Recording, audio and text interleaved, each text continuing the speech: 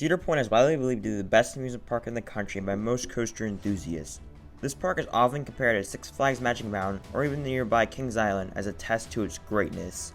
I've had the opportunity to visit Cedar Point once, and I can assure you the hype is real. However, in my eyes, there's one park that tops it. That park lives in a town that is commonly known as the sweetest place on earth. That park is Hersheypark.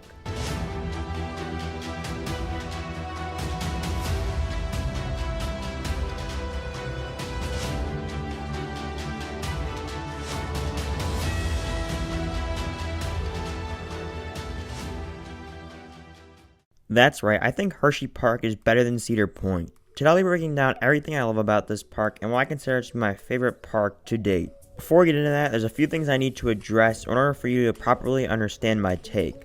First up, I only visited Cedar Point once in 2017 before Steel Vengeance, so that could be a game changer right there. The one thing Cedar Point did have was low crowds, but the weather wasn't great. I don't know if it would flip-flop these parks, but I think you gotta take that into consideration. Second, the conditions I visited Hersheypark in were darn near perfect. I visited the park 3 times and they're all very special for different reasons. The first visit I took was in 2017 for a private event at a soccer tournament. Only a few areas of the park were open, but for the 4 hours the event took place, the park was practically deserted for the first 2. To give you an idea how deserted it was, Zen rides are almost a given. My second visit was in late August in 2018. It was amazing to get exposed to the park in a whole new light. I got to ride Fahrenheit, Storm Runner, and Lightning Racer all for the first time. I got to come in for a preview night the night before my visit and got to take night rides on almost all the coasters I didn't get to ride before. In 2020, I got to spend almost 2 days at the park and experience Chocolate Town on its opening weekend to the public. Not to mention one of the only night rides in Candemonium at the time. So yeah, Hersheypark definitely has the advantage of good conditions for me when I made my visits. Lastly, one more thing I have to mention is this is just my opinion. Both these parks are world-class parks and they both rank very high on a lot of people's bucket lists, so I am in no way trying to say that Cedar Point is a bad park. Also, please be respectful in the comments. Don't be that person who clicks in the video, doesn't listen to me, and writes out of anger. We're here to have fun and we're debating about something a lot of people will never get the chance to experience, so there's no need to be disrespectful to get your point across. Now make sure to hit that like button, subscribe to the channel, and share this to your friends, because now I'll explain why I think Hersheypark is better than Cedar Point. First off, I want to talk about presents. Some people could care less about this, but for me this can make my day before I even make it to the parking booths. When you drive up to the park, and you see all the rides peeking into the sky, that just adds so much more energy to that car ride into the park. Hersheypark nails this factor. There's so many ways to drive into the town. The park is situated in the center of the town, so you can practically see it from any angle. It's so cool. Sky Rush can be seen from so many different angles, near and far from the park. You're almost bound to see it before you even reach the complex. Candemonium is further added to the park's skyline. The rest of the rides provide great detail to add to the experience of driving into the park. Also, to get into the park, you'll need to take a long winding road around the whole complex with the park and the stadiums, so that will extend your trip full of excitement. Now, Hersheypark does a great job building up hype before you get into the park, but Cedar Point might do it even better. The drive on the causeway to Cedar Point is crazy long and gives you so much time to take in the park. You can see almost any of the bigger rides as you're driving into the park, and it's just really cool. I'd probably have to cave on this one and say advantage Cedar Point, but it's really close for me. Roller coasters. These parks are the cream of the crop for coasters. Doesn't get much better than this. I love both of their lineups. Let's start off with Cedar Point. First off, we got Maverick. What a wild ride. This coaster doesn't get enough credit. Maverick kicks off one of my favorite drops of all time, one of my favorite launches of all time, has some great airtime and great inversions. This ride is the full package. Money Force is one of those coasters that you can't hate. It's not crazy intense or anything, but you can tell history was in the making when they designed this ride. Money Force packs in the Flowjector style airtime and those awesome bank turns while hitting speeds of over 90 miles per hour. This is another one of those great rides where you can't go wrong with. And don't even get me started on Top Thrill freaking Dragster. 120 mile per hour launch to the lap bar? Yes please. Cedar Point also has a monster supporting cast. Raptor, Rougarou, Valraven, Gatekeeper, Blue Streak, Magnum, and Wicked Twister are all the real deal. However, there's one issue that I have with Cedar Point's coaster lineup, and that it may have already been fixed. They have a lack of a true number 1. Steel Vengeance may fix this issue, but I can only base this upon my experiences that I have. Now let's move on to Hershey. Hersheypark is a monster lineup of coasters. Starting off with the biggies, we have Sky Rush and Candemonium.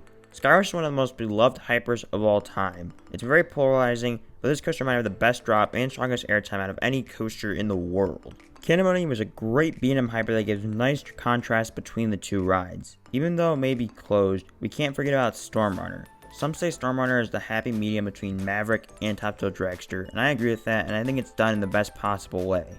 Not to mention one of the more unique coasters with Fahrenheit, a strong, intimate looper.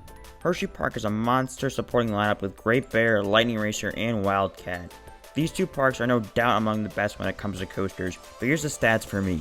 I have 3 Cedar Point's coasters in my top 25 and 4 of Hersheypark's coasters in my top 25. I guess I lean towards Hersheypark's coaster lineup, but they are both great lineups. Charm. Ah yes, a rapidly decreasing number of parks have this great quality. Fortunately, Hersheypark is a good amount of this. Unfortunately, the park lost some of that when they removed their old entrance, but it was well worth it. The area around Comet and the Milton Hershey statue gives off some old-timey charm.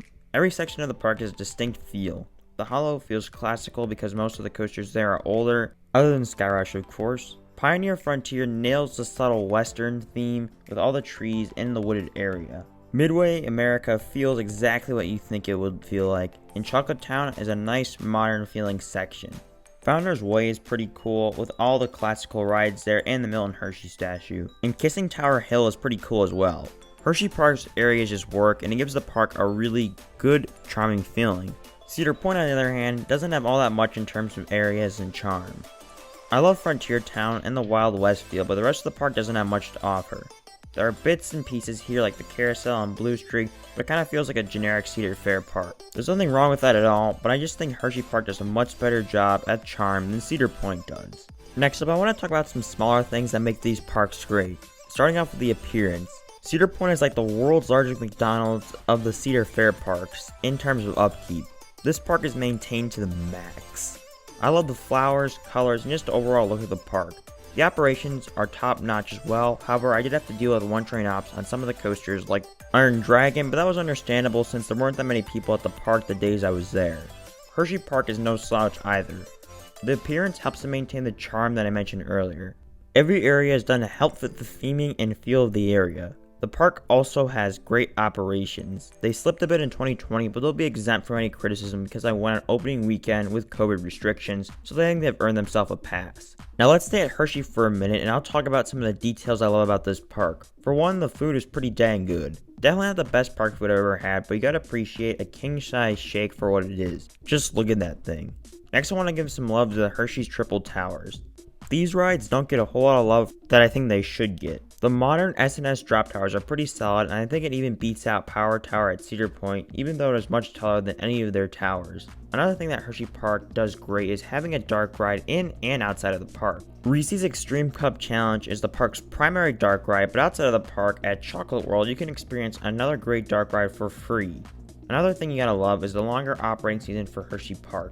Hersheypark operates for 8 months a year compared to Cedar Point operating for about 6. Hersheypark has a really cool Christmas event called Christmas Candyland. It's really cool because they still manage to keep the park's B&M Hyper Candemonium open for this event if there's not a major amount of snow or the temperature is too low. One more thing Hersheypark has is the terrain.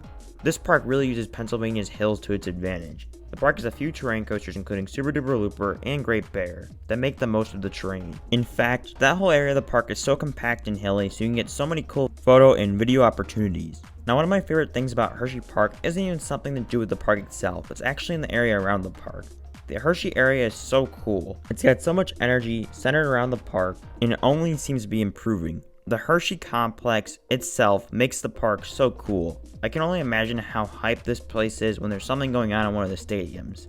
Anyways, the town really seems to endorse its identity. From the Hershey Kisses lampposts and all the signs in and around the town shows how much they really like the identity of the park and town as a whole. Cedar Point is really the only thing going on in its area. The park is in a sleepy town in rural Ohio and that's about all you can expect. There's one more reason that finishes off Cedar Point, and that is the best YouTuber in the world basing his content around the park. The Hershey Addict. Look at this guy. His face alone spells out legendary status.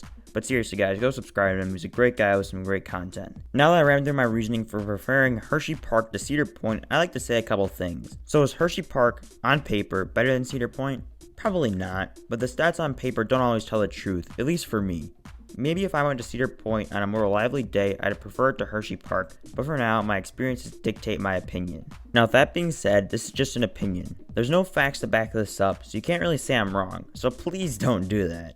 But you can voice your opinion in the comments below and tell me why you disagree or agree with me. If you enjoyed this video, feel free to make my day and give me a like and subscribe to the channel for more awesome content coming soon. Thank you for making it to the end of this video, because I know this has been on the longer side. But with that being said, thank you all for watching, and I'll see you all in the next video.